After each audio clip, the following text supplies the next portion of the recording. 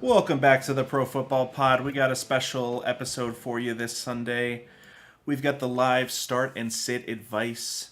We're going to be going over some fantasy information, giving you guys some advice based off of what we've been able to do on our teams.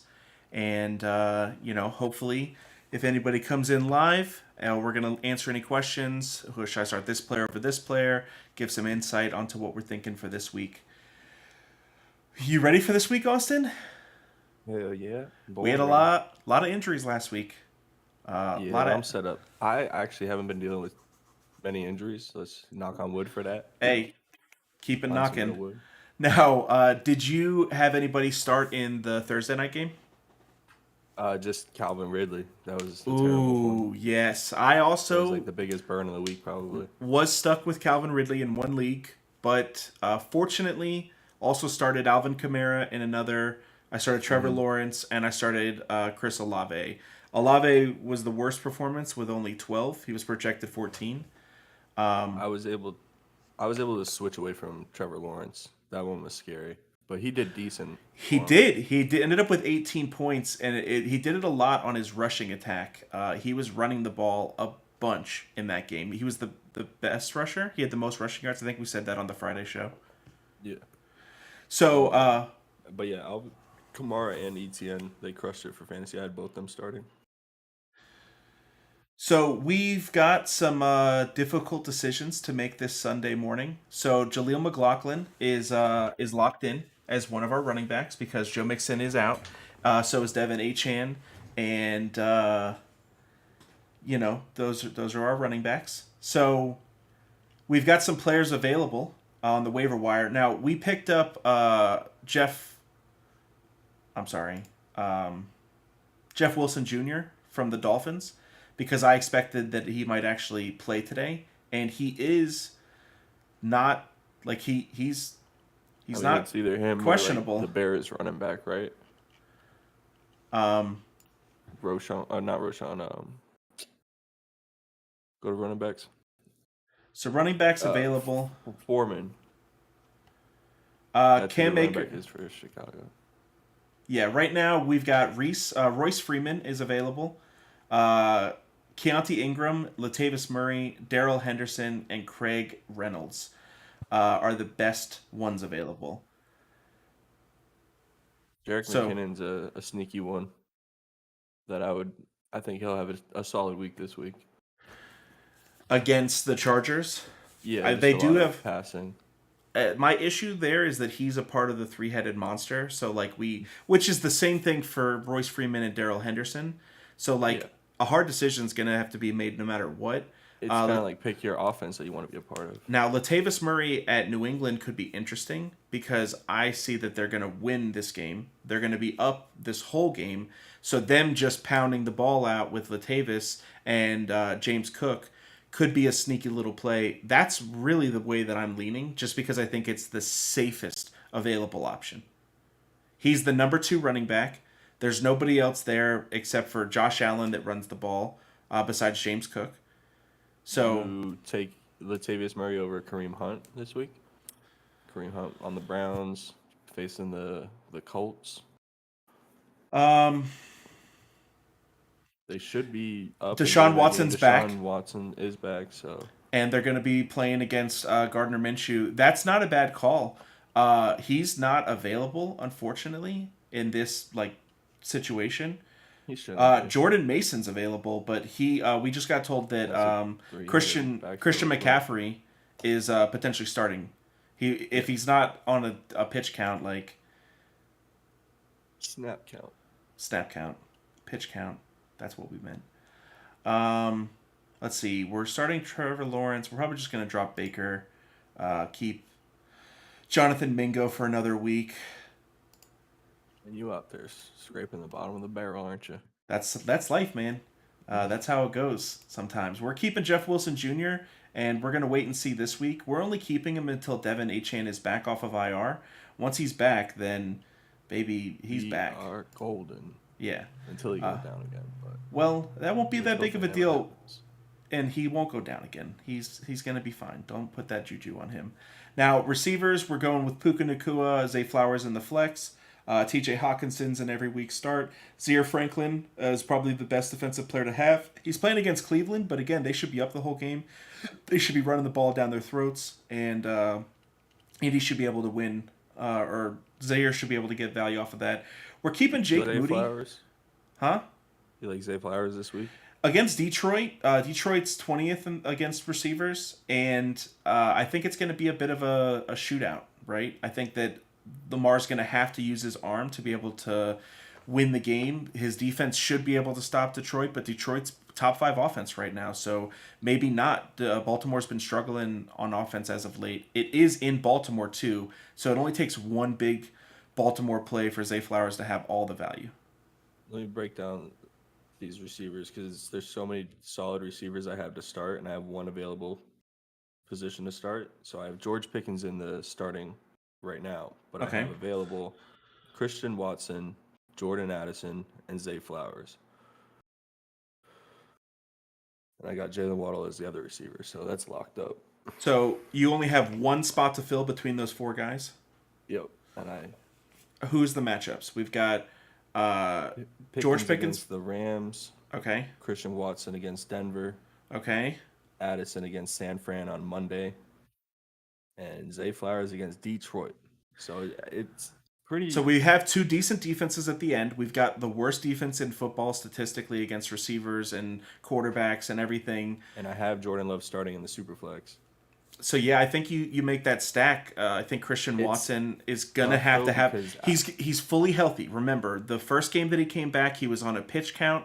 This is his first game fully, truly healthy. They came off of a bye week. Aaron Jones is still a little bit banged up, so they're probably gonna have to air it out. And Denver might actually show up to this game and decide to play offense too. So I don't know. I think that Christian Watson, he's one of my starters this week as well. I'm not starting both him and Dubs. I have both of them in a league. But I'm holding Dubs on the bench, and I'm keeping Watson in for now, and then I'm starting Dubs in another league as well. I think Jaden Reed's an honorable mention. He's just been. I think he's still a rookie. It's still too early but for he's me one of to. those rookies he's actually doing something instead of like Quentin Johnson, where he's not doing anything out there. Like even the guy for the Seattle. Jackson Smith. And I think that Jackson Smith, because of talent, is why I'm giving him such a long leash. I am really sold on the Ohio State receiver thing and him being better than Olave and these other guys. So he's not someone you're dropping. But like I've dropped Quentin.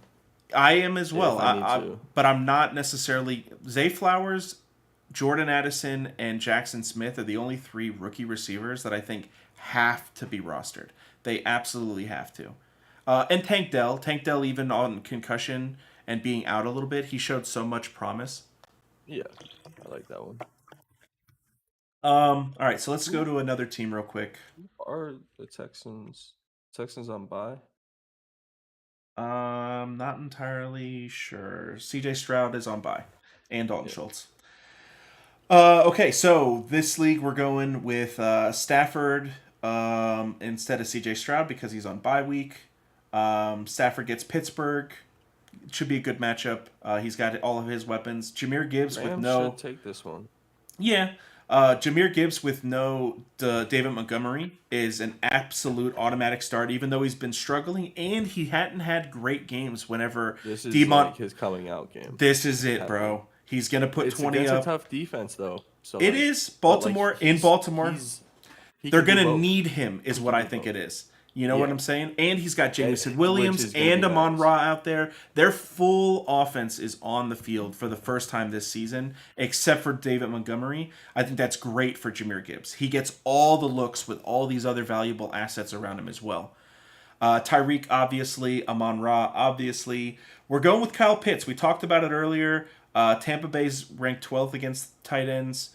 There's not a lot of really good tight ends. We picked up Dalton Schultz 2 weeks ago before he started balling out, and we're going to hold on to him for the rest of the year. We're going to just stack him up with CJ Stroud as our quarterback and ride out. I think that this was a league that I ended up drafting Geno in, and Geno's just been so bad. So I got something for you. You're starting DJ Moore based off of talent and ability, but that man George Pickens over there, and he's actually got He's a playing real against the quarterback for Rams. him. The Rams have the fourth best coverage against wide receivers. They don't give up points. And George Pickens has Deontay Johnson back for the first time this week. Yeah, so it's finally going to take some pressure off him, which I like. That's why he was You're starting for right me. about trying to not start DJ Moore, but I wonder It's a if going tough one. Rashi Rice isn't a better. I like that one It's a too, though. it's a very But with boomer bust. Like he yeah, could end up doing nothing, but the way that game should go, dude. Like I said, 54 points is the average score total whenever those two teams play since the both quarterbacks have been in the league. So that's actually insane. So like, if you're gonna ever start him, this would be the game. and they're Especially 'cause 31st. the matchup, but They're like I hate that you 31st. got Pickens and more on the bench now. Like that's insane. Right? But Right? like, bro, it should pay off. This should be a move that pays off. I think that that's a good You call. got Puka. Not You start. have so many. This is a receiver heavy league for you, huh? This is the Pro Football League where you can only On start this- one running back, and I drafted Jameer Gibbs, I drafted Joe Mixon, Rashad White, and I drafted somebody else that I dropped for Jerome Ford. Jerome Ford is my next drop for another receiver if I need one. But like that was I messed up in this draft. If I had realized that it was only one running back and all these receivers, I would have been grabbing sneaky young receivers whenever I was grabbing all these sneaky young running backs. I got lucky that in the waiver wire I was able to pick up Puka. Nobody was paying attention to Rashi Rice this past week. I got Dalton Schultz. I got C.J. Stroud. Like all these guys are just waiver wire pickups. That's where we say it all the time. You don't win the league in the draft. That's where I think it's important whenever you are drafting to not fill your roster with people that you can't let go. That's a because good point. It brings me to this You team. get held up. It brings me to this team right here. I finally was able to trade Zach Moss and Cortland Sutton away and get one valuable asset for it because both of these guys have been sitting on my bench. I'm terrified to start either one of them, but they both do decent every week. But then this could be the week that they do nothing and they're on shit, situations every week. So trading those two guys and getting Kyron Williams was huge. It was such a necessity for my team. You're hurting. I've got Calvin Ridley. Romeo Dubs is going to be stepping up now that Christian Watson's there to take some pressure off. I think Jordan Love had that little bit of a slack for a couple games, but everyone's jumping down his throat. So we're giving Jordan Love to start this week instead of Geno Smith. Geno's at Arizona, but versus Arizona in Seattle. Jordan Love's at Denver. But I just think that Jordan Love, and it's the Jordan Love Romeo Dubs connection. I don't have anything to go with Geno. I like to connect my receivers with my quarterbacks because if they have do Aaron good, back this week, so it's gonna stretch the field a little bit more. They got more to worry about. exactly. They're not gonna be able to contain him as is. They're gonna have to put 8 people in the box. They're gonna have to because of Aaron Jones. I love this matchup. I think this is one of those games where I want to tease the spread of the Packers up. Okay. This is just like one of the out What's of all the spread games at on right the now? slate, 1.5. Oh wow! So giving them Freaking 3.5 at least. Give him Okay. a touchdown. I'm not scared. Now going back into what we were saying, having Alexander Madison, Jerome Ford, nobody on my team has popped off except for Justin Jefferson, and James Conner is the most consistent that there is at running back. He's just going to get his, and that's all he's going to get. But losing those two players is really what's tanked this team so much. Hopefully these moves that I've made are going to make it better. Damian Pierce, Miles Sanders. I mean, Zay Jones has so much potential, just doesn't play.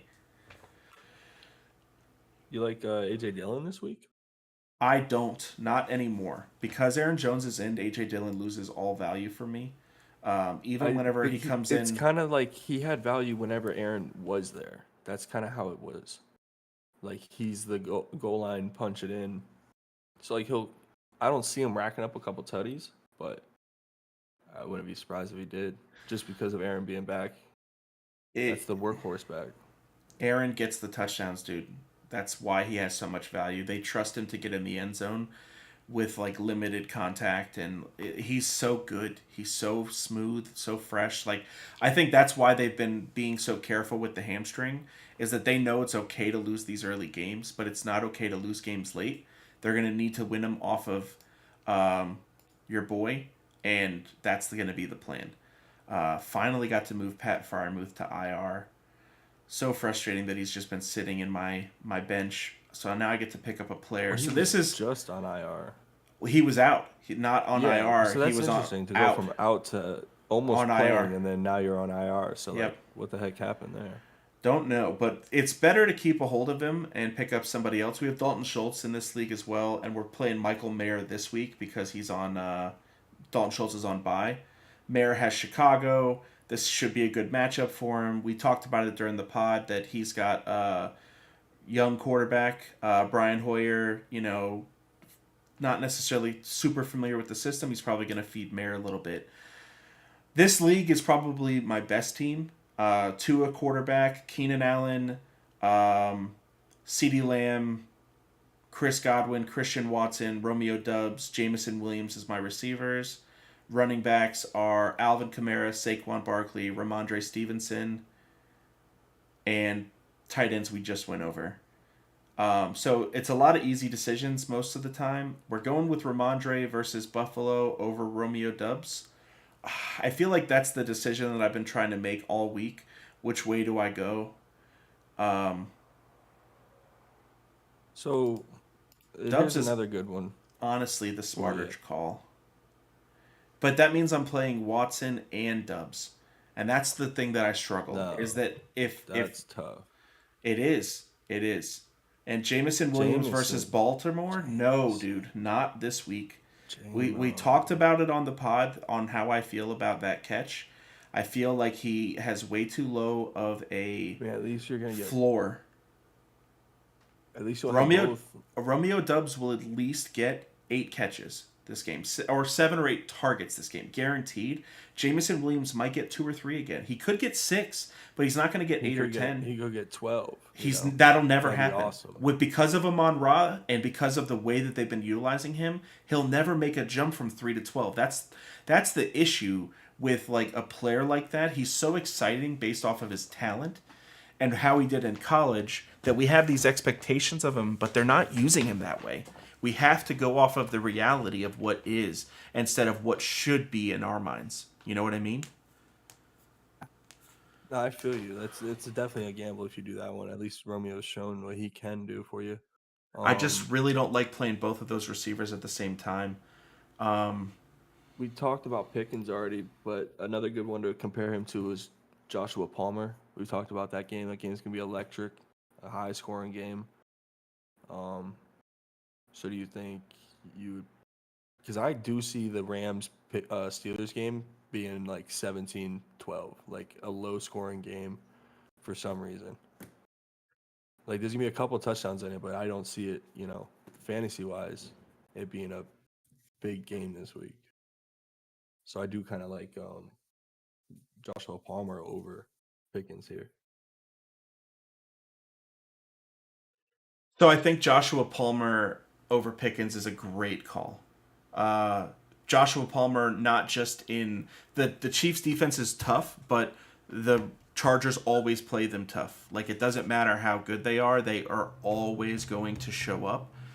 I think Josh Palmer, besides Keenan, is going to be the guy that eats the most. Quentin is the guy that they're trying to get going, but whenever he was going through the draft process, I was pretty vocal on that. He seemed like he had like that burst ability, that ability to run up the field. He's Mike Evans. That's the best way for me to put it. In my mind, he's Mike Evans. I don't value Mike Evans very highly because he lacks a lot of the tools that the daily receiver needs right now. I would so much rather have a Chris Godwin than a Mike Evans 100% of the time. Because I'd rather the volume that Chris Godwin can get me instead of the one big play that Mike Evans could get me, or he could create a turnover for my quarterback. Yeah. I mean, when we talk about like garbage time and you need a guy just to feed, to get down the field, Godwin, boom, boom. Tyler Boyd was one of the first players that I recognized the true inherent value in being that guy. that in the fourth quarter I'm going to get 8 targets. In one quarter alone, I'm going to get 8 targets. That's my whole day. And like you're terrified of him because the first 3 quarters he's only got 4 targets for, 2 catches for 60 But yards. it's like that's what annoys me. Like, why don't they do that the entire game? If you need this guy and this is your go-to guy, why aren't you using him? I don't get it Makes either. no sense. I don't get Football is the most confusing. No. thing out It's there. the coaching. It's the coaching is what the issue is. It's an ego thing. My game plan's gonna work. We made this whole game plan that we're gonna run it down their throats and we're gonna play good, hard-nosed football. And then our defense gave up a touchdown early, or our punt returner fumbled bobbled the recovery. Like anything can happen, and then your game plan's out the window. But instead of then going to what's the thing we do the best, what's the thing no one can stop us on, that's why I think the Dolphins are so impressive, because they're just doing whatever you can't stop right now. Do you see any team in the league doing like a change of a pace of play, like the hurry up offense? Like, because I see colleges doing it when they'll start slow, but then when they get like a good pass, boom, they hurry up to the line and they just try to keep that momentum. And they're like, I saw Tennessee doing it yesterday against Alabama. So in the NFL, it was a really popular thing. Whenever Chip Kelly came into the league and he started coaching for the Eagles, he started this whole I'm going to run more plays than you, and because of that, I don't need to be more efficient with my plays. Because of pure volume of getting more offense than you are, I'm going to win the game. And other coaches try to do the same thing. The Dolphins with Tua's first year, was their whole thing, is that we're just gonna get to the line quick and run a play, and get to the line quick and run a play. And what you end up with is 3 and outs that take up like 50 or 75 seconds off of the clock. And then the other team just gets to milk the hell out of it because they can run the ball versus the Dolphins. So I think that you'll see teams pull it out in certain scenarios, like not just the 4-minute or the 2-minute offense, but like this drive in the beginning of the second half after they just scored a touchdown. Okay, the time that they utilize it the most is whenever they want to keep the personnel the same. They like what defensive personnel's out there, so they won't change their offensive personnel, and then they'll run hurry up to just keep the 4 big men with the 2 linebackers that can't cover on the field, and they'll try to get 2 or 3 plays off. Checker or chess, and you see the little move ahead, 2 moves ahead. Exactly. That's probably the most utilization that we see right now of the hurry up, besides like the 4-minute and 2-minute offense. Now, the Dynasty League, another rough week on us. We are looking at a questionable Aaron Jones that's supposed to play. We're putting in Jerome Ford versus Indy. Amon-Ra and Brandon Ayuk are our starting receivers. Jackson Smith and Jigba's getting the start for the first time this season, which means he's going to go off. That's the way that this works. I've been holding on to him, holding him back, and now that he's ready, we're just going to unleash him into the league, just like we did with Amon-Ra a couple years back. Our options, here's our options. We've got Cortland Sutton. Sorry, CeeDee Lamb's on bye. We've got Rondale Moore at Seattle. Josh Downs at Cleveland. So Josh Downs was the person that I started last week, and he did well last week, but he's playing Cleveland, bro. Like pass the ball. Minshew's he could end up doing a lot more, but he could end up doing absolutely nothing because he's playing against. Get exposed, bro. Maybe. He's out there running the rock too. Don't forget about that. So that's it, dude. Those are the 3 options that we have besides Jackson Smith. CeeDee Lamb being out and Justin Jefferson being on IR. It hurts us. It hurts us for sure. C-Mac was running great in that game versus the Browns until he got hurt. He was doing solid. That's Christian McCaffrey, dude. That's the best running back I get in that. football. I'm just saying, and that was the best running back they faced. But like, what's the second best running back they faced besides him? I don't even know. How do you know they've had? I said that they haven't really faced big offenses. Like they had the Ravens, but that's a divisional matchup. We know how those games go. Pretty sure they had the Bengals with the hurt Cincinnati team. Or They Joe played Burrow, Cincinnati, so they played Joe with Mixon. or They played hurt Joey Pittsburgh. Burrow. They played Tennessee. Okay. Yeah, but Are we Tennessee. done? Oh, no, no, no, no, no. No, but No, you're no, no, no. understanding. No, understand the whole offense in the total. It's not just No, no, the no. running back though. But we're talking about the quarterback and running game. offense has to get going so that the running game can get going. We're talking about the I'm just defense, saying. right? They played Yes, against. I'm trying to say and he played against Kenny Pickett, Tannehill, Joe Burrow and not Joe Burrow. and Lamar Jackson. Now, Lamar Jackson and them, they actually had a A good divisional game matchup. against because the defense didn't put up many points. Like, I'm just saying, Browns aren't what you think they is. then they had a bye decent. week, and then they had San Fran, and now they're going to Indy. Dude, they just did so well against San Fran. Like, they're coming off this huge high. I do not want to face that defense. I don't want anything to do with it at all. This is one of my underdogs. I like the Colts here, bro. I like where they're at. I'm putting Home. They're in playing Gardner home, Minshew baby. out of. Well, no, I There's guess a reason you're playing them. no. I'm gonna play Kenny Pickett instead. Kenny Pickett versus the Rams or Gardner Minshew versus the freaking What Cleveland did Minshew do Browns. last week? Bad. He did very bad last week. I would stick with Pickett just because he's been showing he can do it. I'm rolling with that boy for the Washington, Sam Howell. I got Brian Laporta, or Brian Hoyer, but do you think that that's too risky? Brian Hoyer versus Chicago? I would stick with Pickett. Or he's Las Vegas. You know, he's got fucking Devontae Adams. I know he should, bro. If Devontae's not over there in his ear, like, bro, throw me the fucking ball. ball. Bro, give me 20 receptions I don't know, dude. this game. At least 20 targets. We've got. Like, it should be. You know what I'm saying? Like, break that down for me. Like, logically, this man deserves 20 targets this game right here. Legitimately, it's against Chicago. What are you doing if you're not just humming it to him? Humming it.